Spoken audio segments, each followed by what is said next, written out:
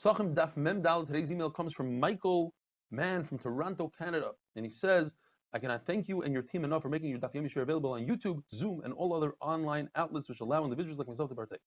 I'm sure my story is not very different than many other of your Hasidim around the world, but I felt the need to email you. After all, you deserve to shave a little nachas," he says. He was introduced to us through the 8-minute Daf video. As Corona began, he started watching the Shir on YouTube. At first, I watched it on high speed by skipping over the dedications and emails. For whatever reason, one day I decided to slow the playback speed down, as well as see the pre-Shir messages, what they're all about. I'm proud to say that since the start of Pesachim, I've been a full-fledged chassid of yours, watching from the Good Morning Rabbi Isai to the end of Shir Amalis. I've come to appreciate everything about your Shir and actually very much look forward to sitting down to learn with you each and every morning, etc., etc. He knows Lauren Spiegelman, Phil Kamyansky, Mati Millendorf, Michael Mann from Toronto, Canada. Thank you. Today we're going to be learning 3-4 unbelievable concepts in Shas. The first one is Heter, mitstarifulizer. For instance, what happens if somebody eats a half a shear of nevela, let's say, together with a half a shear which is completely kosher? Do they combine together to make it aser? Of course not. There are a few exceptions. A nazir who eats a half a kazayis of grapes and a half a kazayis of bread, for instance, together, he's chayiv as if he ate a full kazayis of grapes, because the Torah says mishras, soaking. Ziri takes it one step further, and he explains what we learned yesterday. When you bring chametz onto the mizbeach during the year, nothing to do with Pesach, you're chayiv. Says Ziri, it doesn't have to be full-fledged chametz, a full shear of a kazayis chametz. You can take, let's say, a half a kazayis of bread and a half a kazayis of matzah, put them on the mizbeach, and it's as if you put a full kazayis of chametz on the mizbeach. Abaya argues, in order to be over chametz on the mizbeach, all you need is a mashu, a very small amount. According to Ziri and Rabbi Eliezer, that halakha would apply to regular chametz on Pesach as well. If a person eats a half a piece of bread, a half a kazayis of bread, together with a half a kazayis of matzah, it's as if he ate a full kazayis of chametz, and he's over. There's a very interesting halacha. If a person makes a mikvah, a thick cereal, let's call it a milkshake, and the milkshake is chulin, a Yisrael could eat it, and he takes a piece of garlic, let's call it a kazayis garlic, of truma, and puts it into the milkshake, and blends it up really well. And then a tvul yaim, somebody who's tamei and went to the mikvah, so he's not really tamei, he's waiting for Erev Shemesh, but he's enough tamei to make truma puzzle, comes along and touches the milkshake. The area that he touched, he must remove and throw away. The question is why? Truma is batal b'roiv.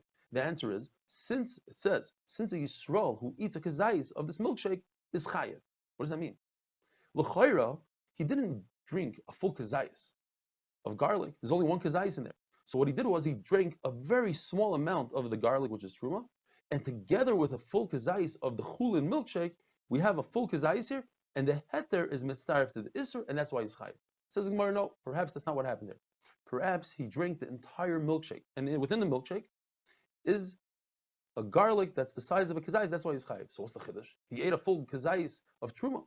The answer is, the chiddush is to tell us that he must drink that milkshake within kedei achilas pras, however long it takes to eat 4 eggs, machlekes between 3 to 9 minutes.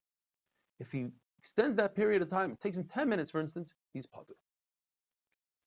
So what about kutach habavli, the famous kutach, sour milk with moldy bread, can't get any tastier than that, with a little salt, of course.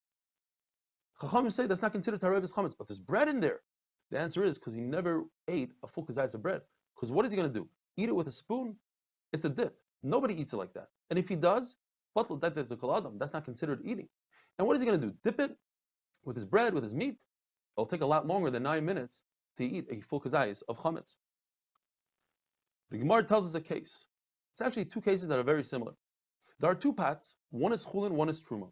And right in front of them are 2 mortars that contain spices. One is chulin, one is truma. And the spices fell into the pots. You could say the same exact case. 2 bowls of wheat, one is chulin, one is truma. Right in front of them, 2 boxes of wheat, one is chulin, one is truma, and they fell into each other. We could assume that the truma fell into the truma, and therefore you could eat the pot of chulin and the box of chulin. The question is, if this is halacha Moshe Messina, this halacha that you have to eat it within kedei achilas pras, it's halacha, it's a deraisa. How could you say that in a deraisa we know for a fact that the truma fell into the truma and the chulin fell into the truma? That's a kula. The answer is because both cases are derabanan. Because vegetable spices are derabanan. In deraisa you only have to take trumas and meiserus from dagan tirish v'yitzar, grain, grapes, and oil. And even the wheat case, there's 2 boxes of wheat in front of 2 boxes of wheat. We're talking about bisman hazeh, that's only the Rabbana. So we said that according to Rabbi Yochanan, the word mishras comes to teach us that Heter is mitzdarif to Isser like Rabbi Kiva, and Chacham say the word mishras comes to teach us a new concept called Tamkiker. That if, let's say, you put grapes into a cup of water, and now you taste the water and it tastes like grapes, the water becomes like the grapes. So if a person is a Nazir and he drinks that water, he drinks a kazayis of that water, he's over on his Nazirus, he's chayev malchus.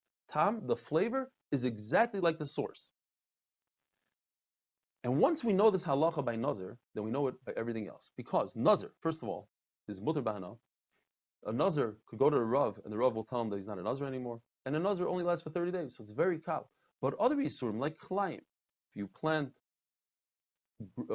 wheat, grain in a vineyard, or Arla, these are much more chamer than Naziris.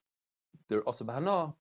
You can't go to Rav to undo it, and therefore, definitely tam ki'ikr, the flavor of Arla is like the actual source. Rabbi Yochanan holds like Rabbi Kiva. We see Rabbi Kiva hold that if somebody takes a piece of bread, soaks it in wine, although the wine part is not a kazayis, but together with the piece of bread that's sticking out of the wine, that's regular bread, it's not so. Together it's a kazayis, then the nazir is chayiv. So where does Rabbi Kiva learn the idea of tam ki'ikr? He doesn't learn like Chachamim. He uses the word mishras for heter ki'isr. The answer is he learns it from Geulei Nachrim. If you buy a pot, let's say in a garage sale from a guy who cooked in a treif and who knows what, it's also to cook it until you do hagalas kelim. Burn it on a fire, put in boiling water. Why? Because we're concerned about the flavor that comes out. So you see the flavor is like treif.